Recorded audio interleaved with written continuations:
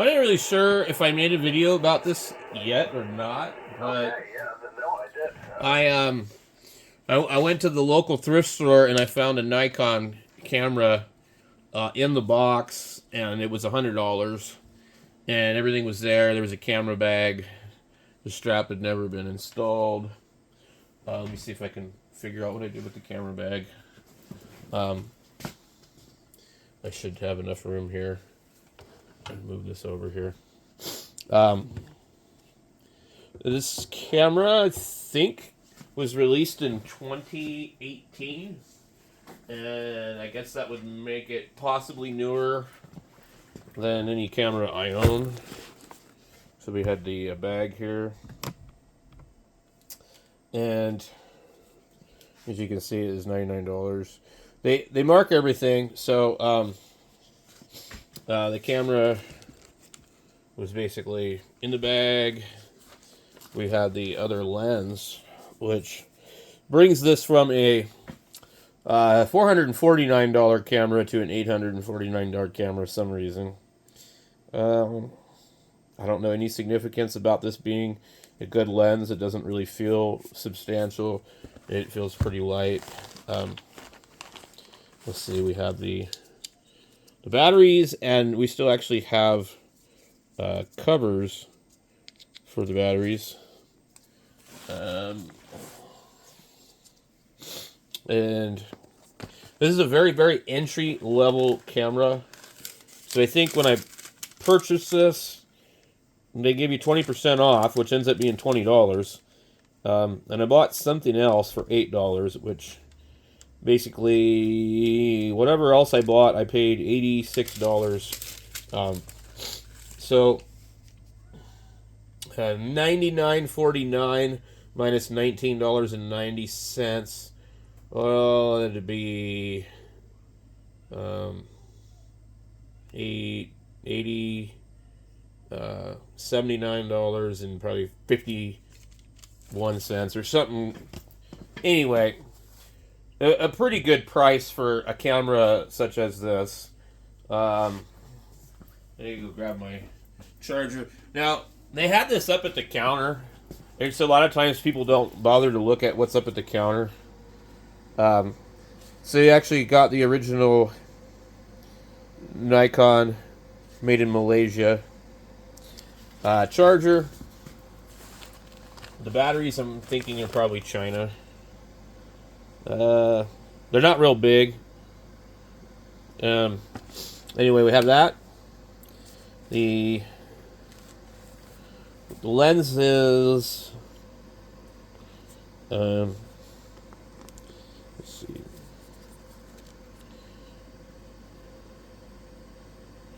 Usually they'll say on the lens where it's made. It's made in Thailand. So this is a 700 to 300. It's pretty standard. Seems to behave like my other stuff. The camera itself is extremely light. Like it feels like a toy. But what I like about these cameras, I like the graphical interface a lot. Now, it's actually flashing right now because the cover's on it and it says it's too dark. So, and also we have this little lever here, which took me a while to figure it out, but you know, it gives you the, it says LV on it, but it's our shutter. The mirror, it flips the mirror up or down, so you can either look through the viewfinder or you look through the camera. But the screen times out really fast. I haven't had a whole lot of time to mess with it. I've been mostly shooting in auto mode on this because it works quite well, better than my Canon cameras do. It seems more like this is an Apple versus PC type thing, and this is an Apple.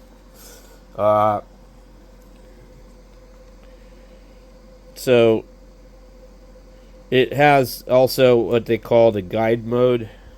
You turn it on and it just kind of like has like this guide, and it shows you, well, how do you want to, use this? You want easy mode, you want auto, you want this, no flash. distant objects. It's really pretty cool. But and if you go advanced, it's like, well, what do you want to take a picture of? So it really, really has some interesting stuff for somebody that has no information. You can let the camera tell you what it needs to do, but still be able to manually do it. The only thing that I don't really care for is it does this thing here. I don't know if it's just a Nikon thing. I think it locks the lens in. You have to push it. But it's really easy to be adjusting the zoom and accidentally do that. And then it tells you you need to rotate the ring. So anyway, I need to install the strap on this. I like using the strap with these because it means that if the camera slips out of my grip somehow when I'm out taking pictures, it's hanging from my neck. I'm probably not going to break it. I accidentally dropped this in the dirt outside too. I had to clean it up. But got a little crap on it. Dirty. I like the Canon straps a lot better. The older ones. They're really, really nice. Kind of embroidered. These aren't even embroidered. It's fuzzy crap on here. The Canon ones are like, they have this material here. They're twice as wide. The whole thing is covered. They're just really, really durable. But this is a cheap camera. So, let me pull it up here and show you guys. So like, let's say, let's go on eBay. Okay, so if we were going to look it up on eBay. Alright, so the D3500 on eBay is pre-owned. Looks like $490. And these are probably maybe certified refurbished.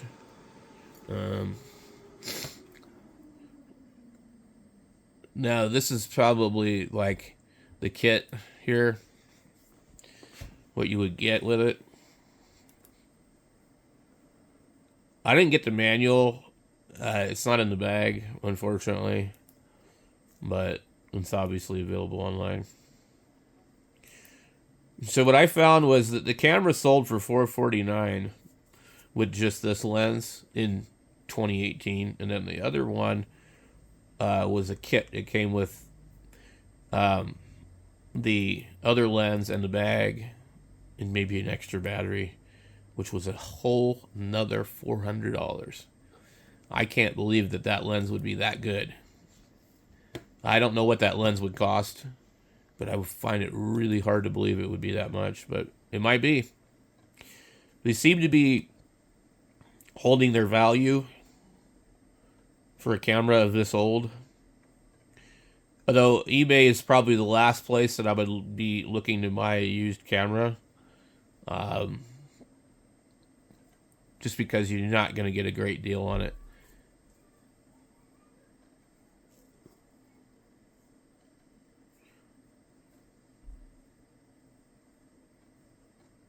No one's even got the box.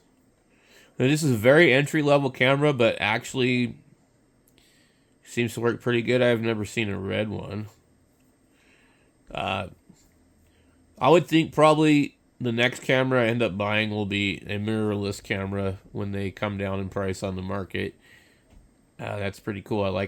I like actually that better than some other things. Because the problem with a camera bag, unless you're carrying it around and going crazy places, is that sometimes the camera rubs on things in the bag and just, I don't know. I don't really care for camera bags. They're a good place to store stuff. Better than nothing. But I do like doing that.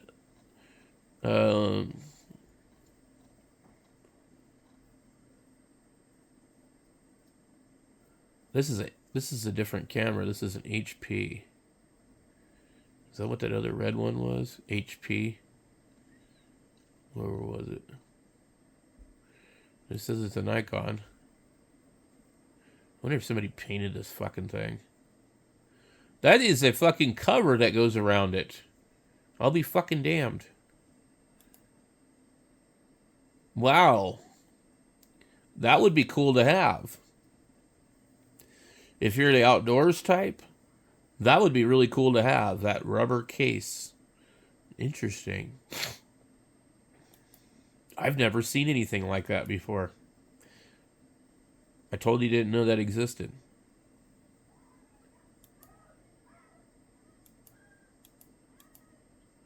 The neighbors are being quite noisy. If you hear them in the background, it is not my kids.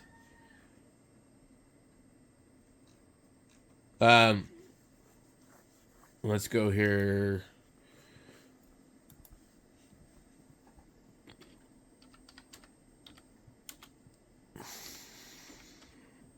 So the only other Nikon cameras that I've owned have been point and shoot cameras. And let's take a look here and see. That's a lot of money for that camera.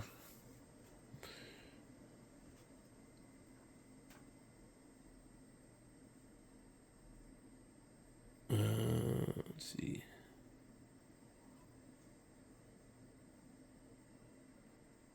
Jeez. This thing doesn't even come with anything.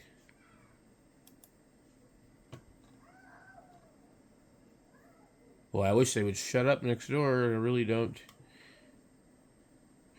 Nikon D35 for beginner with 0 photography.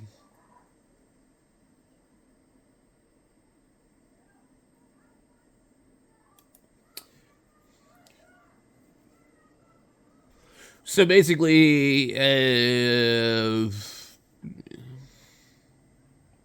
for some time now, I have been interested in photography, mainly as landscape, street portraits, and maybe some wildlife. I know there's a wide range, and I've been told it's okay to try things out when starting. I'm very certain that I won't do video, and since I'm expecting fancy editing and light, I'm a beginner. Everything fancy is out of the window for the time being.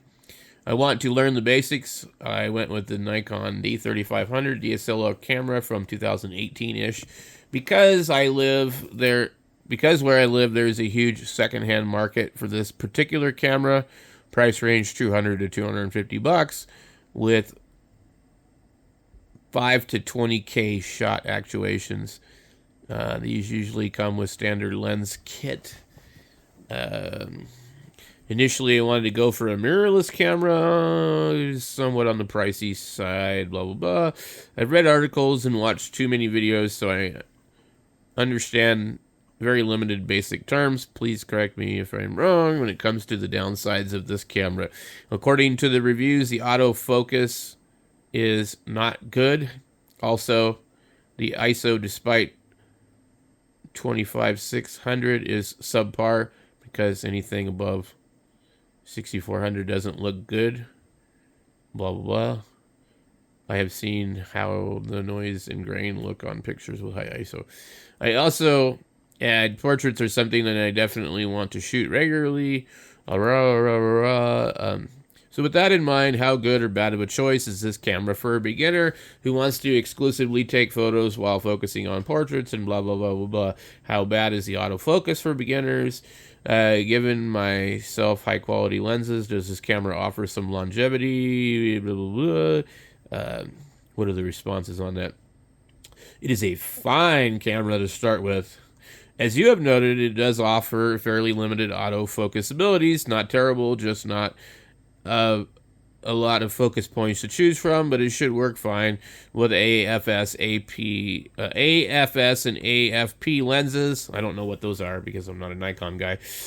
And be reasonable to the limits of how to help you achieve the technique for later. ISO 6400 and up will be pretty noisy to the point where you lose detail, but they are pretty capable noise reduction tools now that Adobe's AI, blah, blah, blah. There are also some hardware limitations. You won't be able to do time lapses or anything that requires a remote shutter cable because the model does not have a socket to use one. That is absolutely horrible. I've never owned a camera that did not have that. I did not know that this camera didn't have that. However, you can remote control this camera with your phone. So I think that kind of makes that out of the question, because this camera has Wi-Fi and Bluetooth. And other than not having that, I think you can use a device that will connect to the camera. I'm just thinking out loud kind of here, but something. So being that the model does not have a socket to use one, is also it also isn't something you'd want to use for shooting, say, a wedding. I wonder why. It only has one card slot, and there's literally a post over on photography subreddit of a photographer who shot a wedding and had a card get corrupted. So that is possible limitation as well. I was not aware of very many cameras having double card slots for redundancy, but apparently for professional photographers that's probably a requirement. But I mean, like, this is a very cheap camera. Nobody professional is going to use this. This is a hobbyist camera. That all said, it is a decent starter camera. It's rugged. I don't know about that, but not weather sealed resistant. It'll be fine in the heat or cold, but wet will kill it. But wet is easy to deal with. They make rain covers for cameras. Future proof? No, but it should last until its limits chafe and you need more than an entry level body. If you could find something in the D5000 series, that might even be a little longer.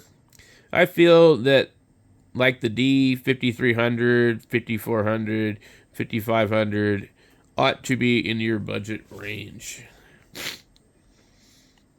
Regardless, good solid starter camera. Lenses matter more. Bodies come and go. Good luck and have fun. I can't seem to find the D5400 anywhere. Maybe it's like the Canon T7 and has different names in different countries. It says thousands of people. I think you meant you can find thousands of people who have started with this camera. I am one of them. It takes awesome images and is a great camera to shoot manually. I gave mine to a family member after buying a D7200 and a D500. Less than 3 months later, I bought another used D3500 just for hiking and airline travel. It is a small, lightweight body that takes great images. Hi, I think it's a fantastic camera to start with and learn. If it could break down photography to 3 core aspects, it would be camera, lens, and editing. It is one of the lightest cameras out there. Yeah, I have to agree. It's so light. Like I said, it feels like a toy out there. And so are the lenses that would pair with it. You could carry it around with ease and not worry about it. It takes beautiful images during the day, as you've noted. You'll start to see the quality decrease when shooting in the dark, but you'll figure it out that there isn't much light available in the frame or on the subject, isn't well lit. The photo wouldn't be a great one anyway. Most successors and newer cameras have improved around usability and low light performance. The AP zoom lenses are relatively new.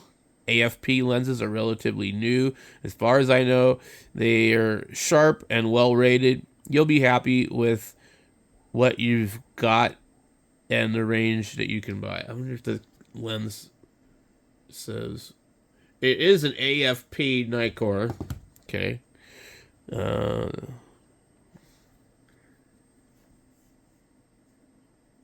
I'd keep it simple for now, looking at the next lens to buy and seeing the plethora of third-party lenses out there. If you'd like to get a different type of lens for portraits, I suggest you look at the Nikon DX 35mm f1.8 prime lenses. The wider aperture will help you introduce some background separation to your photos and take in more light if you want to shoot in the evenings. Read the manual and the settings, watch some YouTube videos, and blah, blah, blah, blah, blah. Anyway, Seems to be a pretty well-regarded entry-level camera, and I'm pretty impressed with the way it takes pictures. I don't find that the manual mode is intuitive on this camera coming from a Canon, but I was having trouble figuring out how to adjust the shutter speed. That seems like that should be pretty simple. In fact, let me put it over here and show you. So, I had the camera on. Okay. We've got that opened. Okay. With our ISO over here, I don't know what wheel adjusts the ISO. I think ISO is on auto, so we can't adjust that anyway. So we go into manual mode. Okay, we're in manual mode. ISO still says auto. We have our shutter speed over here. We have our f-stop. And this thing's going to drive me nuts because what it does is it keeps timing out the display. And I do not want it to do that. Let's see if there's a way to...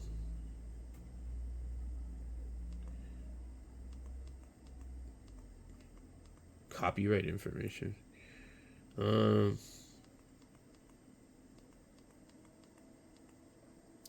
Airplane mode.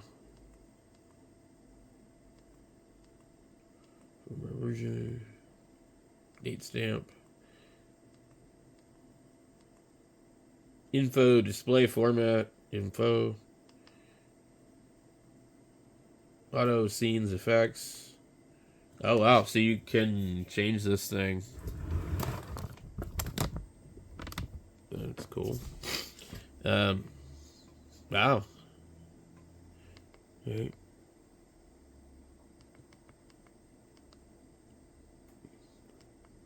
Yeah, you can make it look more like the Canon. I'm gonna select this one. I just kind of like it. Okay, what is this PSAM?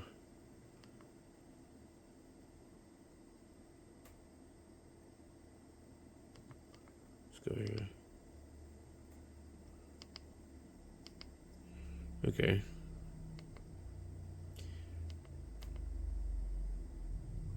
I don't see anywhere to mess with that. Okay, retouch. There's this all like the retouch menu thing here too. Image review. An image review is annoying because it stays on for quite a bit. But what I found is if you just tap the button, it'll go away. And you can pull up the live viewfinder again.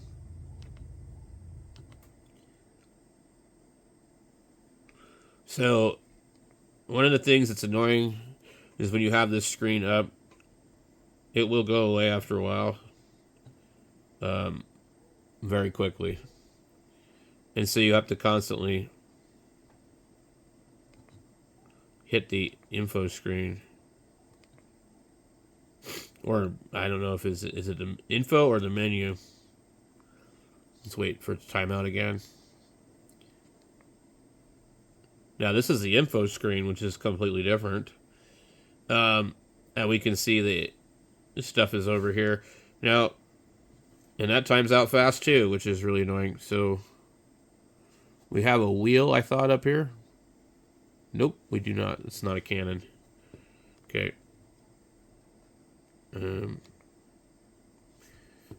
This one here is apparently...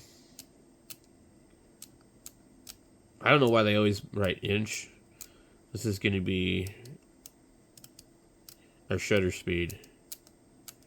Let's put it really fast. It's very clicky. 1/4000.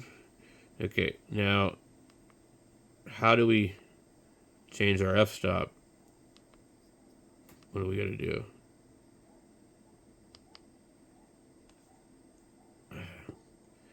I don't see how you get to that. So our wheel here is currently on that. There's another info button here.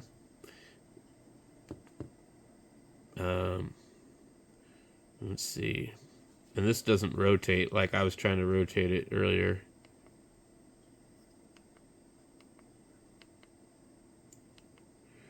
Now you would think you'd be able to like toggle over to go to one of these other ones, but that doesn't seem to do anything. So here is the I don't know what this is. The user controls both shutter speed and aperture long time. Exposures are available in this mode. Exposures. I don't know. It seems to be adjusting. Something's on auto here.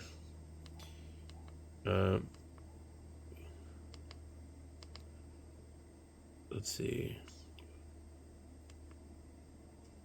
Release mode. Okay.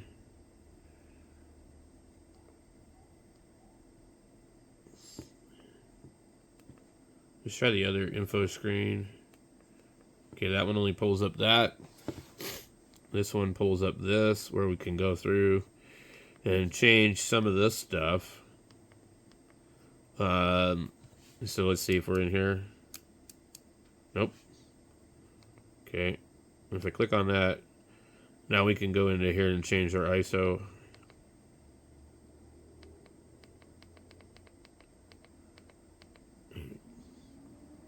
So I guess that's the choices for ISO right here. You pick something. And then apparently ISO, where's my f-stop? Well, you can see it's flashing over there. I don't know what that means. Autofocus area. There's an exposure setting, which is a compensation. Okay.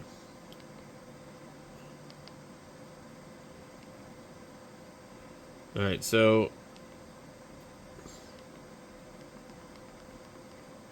and it looks like it says the info means back. So if we adjust this, ISO is still set to auto for some reason. So I don't know how to adjust the f-stop in manual mode.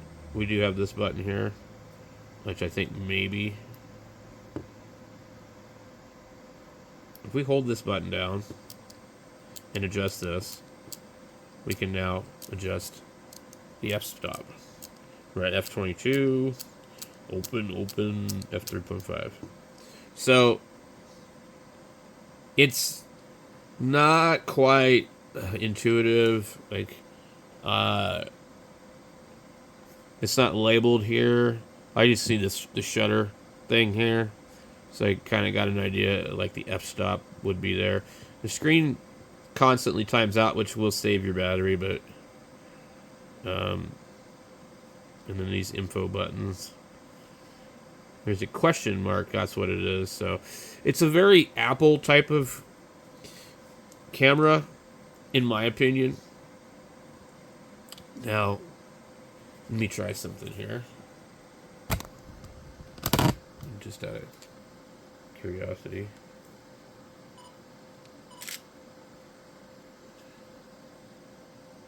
So it just took that literally just now without much change here.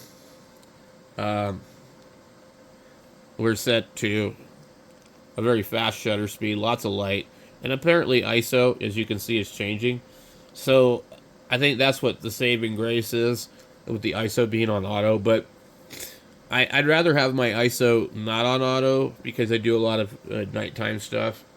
But now let's try the same picture with auto, but just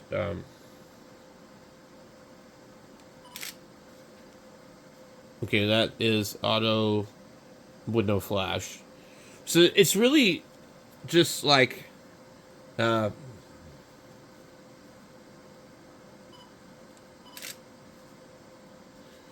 a picture of the rat sitting on top of my radio. So it did a good job with that, but yeah, I'm not a professional camera guy. I just like to take pictures and do stuff. Um, so that is the Nikon D3500 that I picked up for a pretty damn good price. So I've been having fun playing around with it. I took some pictures of some sunsets and things like that. Let me see here. I shut it off, um, but let me go back in here.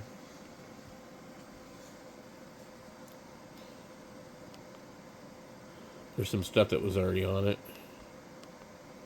I just need to go in and delete it, but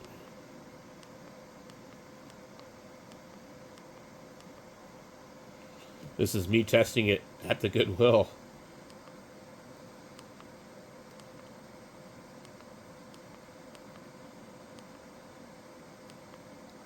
These are actual pictures that we took.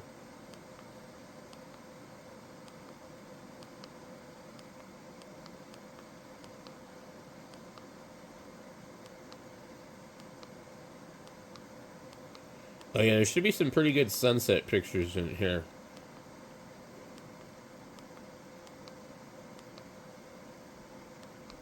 And that is like Mercury or Venus.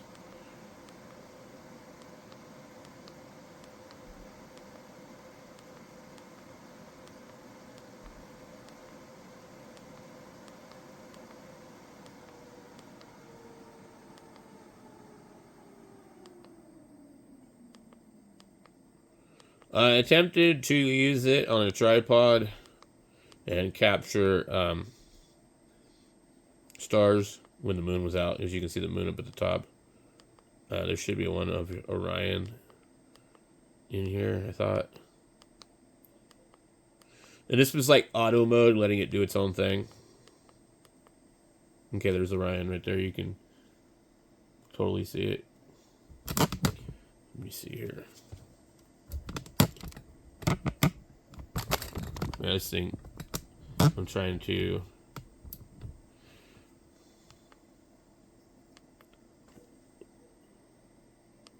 So it was, 50-50 whether or not it would focus correctly.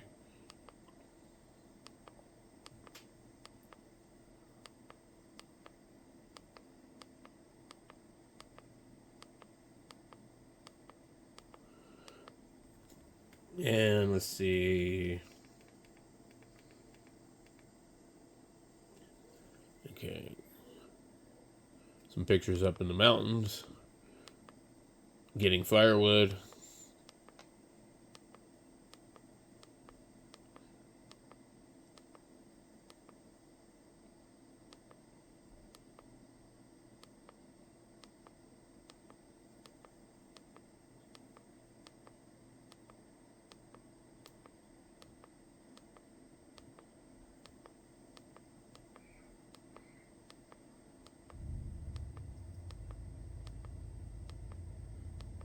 And there should be one where I pulled out the other lens and took a picture of that, I think. Yep, that's the other lens. Didn't really work all that great. Here's the sunset pictures. And this was when we had a bunch of UV in the air.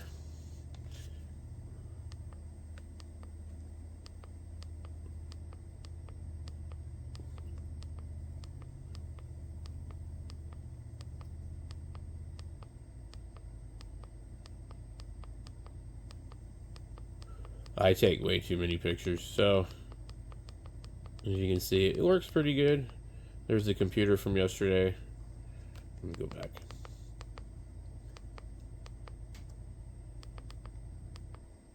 Pretty cool. There we go. So, I think it's a good camera, but I don't think it's worth $500. I think for $500 you could buy something a lot better. Something older, but semi-professional. I've got a Canon 7D, which is really old, 2009. But it's really, really, really snappy. It's got really good autofocus on it. So it depends on what you're taking pictures of, but I don't know. I'm not professional, but I like nice stuff. And this is not what I consider to be nice stuff. This is just kind of an entry-level camera that's pretty capable. And, you know, it's going to take pictures probably better than your smartphone. But it's going to struggle at some of the other things that the phones are capable of, like astrophotography and things like that. Anyway, I just thought I would do a video on it and show you guys. I'm getting ready to put the little strap on here, and we'll catch you later.